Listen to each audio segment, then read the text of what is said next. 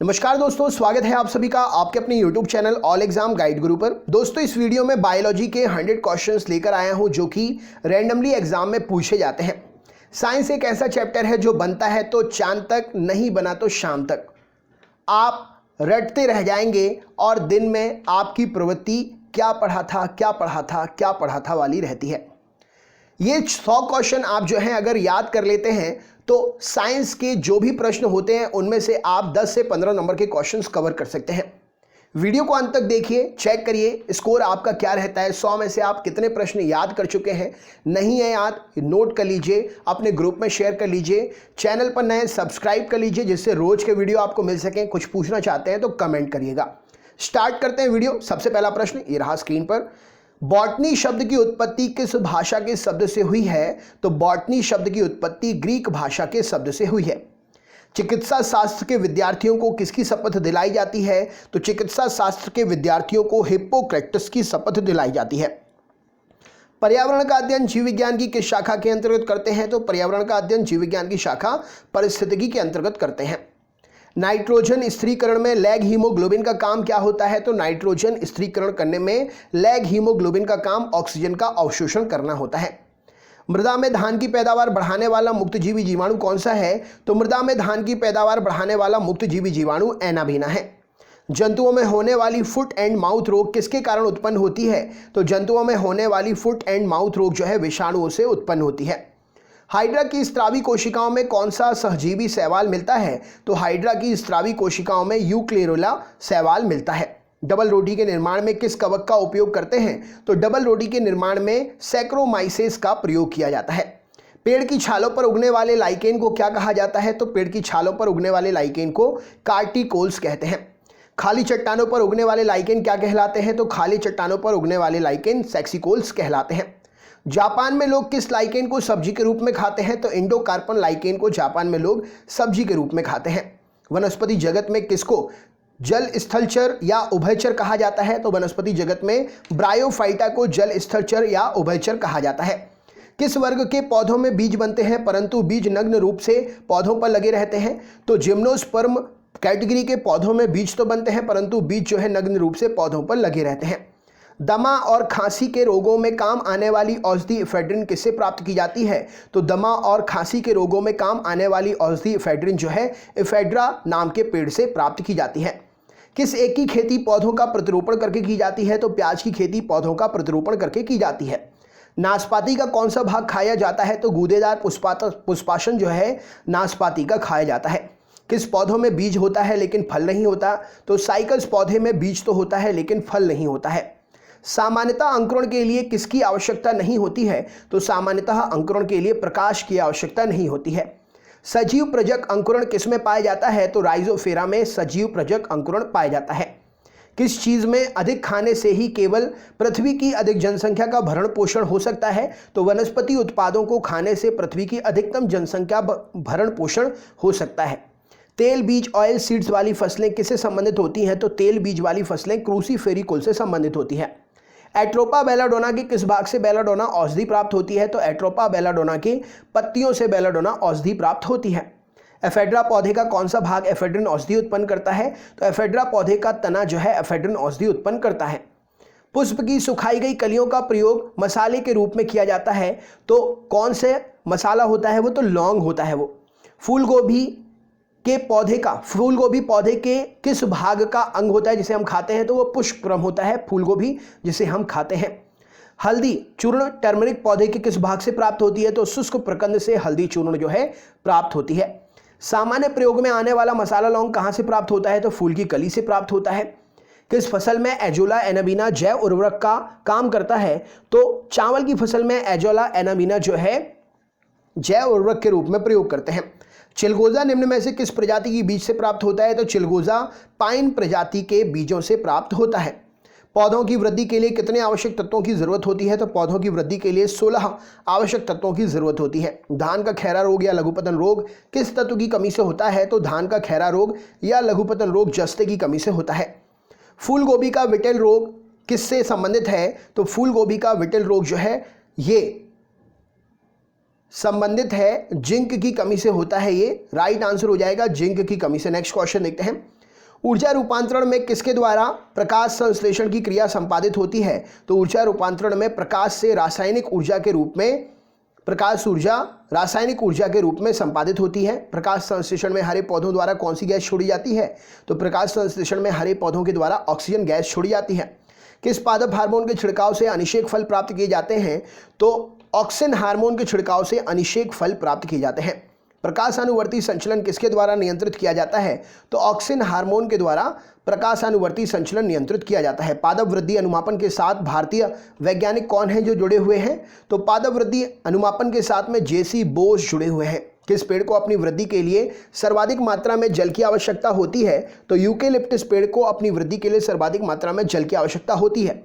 पेड़ों की पत्तियों में पाए जाने वाला हरा पदार्थ क्या कहलाता है? तो पेड़ों की पत्तियों में पाए जाने वाला हरा पदार्थ क्लोरोफिल कहलाता है। पादप रोगों का सबसे उत्तरदायी कारक कौन होता है? तो पादप रोगों का सबसे उत्तरदायी कारक है फफूंद।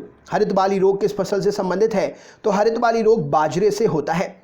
टिक्का रोग किस फसल से संबंधित है? तो टिक्का रोग मूंगफली से संबंधित है। धान का प्रसिद्ध रोग खैरा किसके कारण होता है? तो जस्ते की कमी के कारण खैरा रोग होता है। चाय में लाल रस्ट रोग किसके कारण होता है? तो हरे शैवालों के कारण चाय में लाल रस्ट रोग होता है।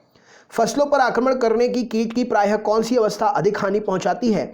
तो फसलों पर आक्रमण करने की कीट की प्रायः अवस्था कैटरपिलर जो है अधिक हानि पहुंचाती है। कौन सा जीवित ऊतक उच्च वर्गीय पौधों में जैव पोषक वाहक का कार्य करता है? तो फ्लोएम जो है जीवित ऊतक है, उच्च वर्गीय पौधों में जैव पोषक वाहक का काम करता है। पादपों में जल तथा खनिज लवणों का संचालन किसके द्वारा होता है? तो पादपों में जल तथा खनिज लवणों का संचालन जाइलम के द्वारा होता है। एक वृक्ष की आयु का पता किसके द्वारा लगाया जा सकता है? तो वृक्षों के वार्षिक वलयों को गिनती करके एक वृक्ष की आयु का पता लगाया जा सकता है। संवहनी पौधों में पानी ऊपर की ओर किससे जाता है? तो संवहनी पौधों में पानी ऊपर जाइलम टिश्यू से जाता है। जीन शब्द का प्रतिपादन किसने किया था? तो जोहानसन ने जीन शब्द का प्रतिपादन किया था। बारबरा मैकिंटॉक किस पौधे पर काम करने के लिए प्रसिद्ध है? तो बारबरा मैकिंटॉक जो है मक्के के पौधे पर काम करने के लिए प्रसिद्ध है। सन 1959 में डीएनए जो है संश्लेषित करने के लिए नोबेल पुरस्कार किसे मिला था? तो 1959 में डीएनए को संश्लेषित करने के लिए कॉर्नबर्ग को पुरस्कार मिला था। किसके द्वारा आनुवंशिकता के विज्ञान को आनुवंशिकी कहा गया? तो वाटसन के द्वारा आनुवंशिकता के विज्ञान को आनुवंशिकी कहा गया। सेल का नाम जीव वैज्ञानिक कौन थे जिन्होंने सर्वप्रथम दिया? तो रॉबर्ट हुक ने सेल का सबसे पहले नाम दिया। कौन सी रचना जंतु कोशिका को वनस्पति कोशिका से विभेदित करती है? तो सेंट्रियोल जो है जंतु कोशिका को वनस्पति कोशिका से विभेदित करती है। कोशिका में राइबोसोम की अनुपस्थिति में निम्न में से कौन सा कार्य संपादित नहीं होता है? तो कोशिका में राइबोसोम की अनुपस्थिति में प्रोटीन संश्लेषण नहीं होता है। यदि माइटोकॉन्ड्रिया काम करना बंद कर दे तो कोशिका में कौन सा काम नहीं हो पाएगा? तो यदि माइटोकॉन्ड्रिया काम करना बंद कर दे तो कोशिका में जो है भोजन का ऑक्सीकरण नहीं हो पाएगा। कोशिका का ऊर्जा ग्रह किसे कहते हैं? तो कोशिका का ऊर्जा ग्रह माइटोकॉन्ड्रिया को कहते हैं। किसकी उपस्थिति के कारण किसी पादप कोशिका और पशु कोशिका में अंतर पाया जाता है? तो कोशिका भित्ति की उपस्थिति के कारण पादप कोशिका और पशु कोशिका में अंतर पाया जाता है। कौन सा कोशिकांग प्रोटीन संश्लेषण में प्रमुख भूमिका निभाता है?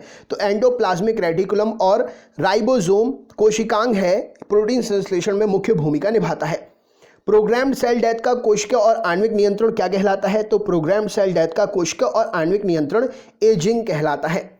कौन सा अंगक प्रायः जंतु कोशिका में उपस्थित नहीं होता है? तो लवक प्रायः जंतु कोशिका में उपस्थित नहीं होता है। जीव द्रव्य शब्द का प्रयोग सर्वप्रथम किसने किया था? तो पुरकिंजे ने जीव द्रव्य शब्द का प्रयोग सर्वप्रथम किया था। जीव द्रव्य जीवन का भौतिक आधार है, यह किसका कथन है? तो जीव द्रव्य जीवन का भौतिक आधार है, यह हक्सले ने कहा था। डीएनए के द्विहेलिक्स प्रारूप को पहली बार किसने प्रस्तावित किया? तो डीएनए के द्विहेलिक्स रूप को पहली बार वाटसन और क्रिक ने प्रतिपादित किया। न्यूक्लियस की खोज सर्वप्रथम किसने की थी? तो ब्राउन ने न्यूक्लियस की खोज सर्वप्रथम की थी। कोशिकीय व आणविक जीव विज्ञान केंद्र कहां पर स्थित है? तो हैदराबाद में कोशिकीय और आणविक जीव विज्ञान केंद्र स्थित है। पारिस्थितिकी शब्द को सर्वप्रथम प्रतिपादित करने का श्रेय किसको जाता है? तो पारिस्थितिकी शब्द को सर्वप्रथम प्रतिपादित करने का श्रेय रीटर को जाता है।